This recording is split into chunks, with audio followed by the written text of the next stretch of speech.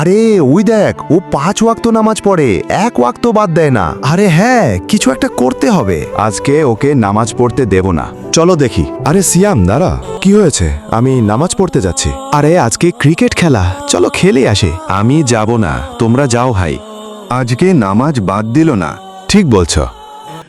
ওই দেখ সিয়াম, কি হয়েছে? আমি 2000 টাকা দেব, নামাজ বাদ দিতে হবে। সবাই মিলে 1 কোটি টাকা দিলেও বাদ দেব না। বাদ দিতে হবে তোমাকে আজকে। সম্ভব না এটা। কেন? ভাই ওই যে সিয়াম, ওঠো, নামাজ পড়ে আসো যাও। বন্ধুরা, আমি তো শিক্ষণীয় ভিডিও বানাই, তাই বলে তোমরা লাইক সাবস্ক্রাইব করবে না? এটা যদি ফালতু ভিডিও হতো তাহলে অবশ্যই লাইক সাবস্ক্রাইব করতে।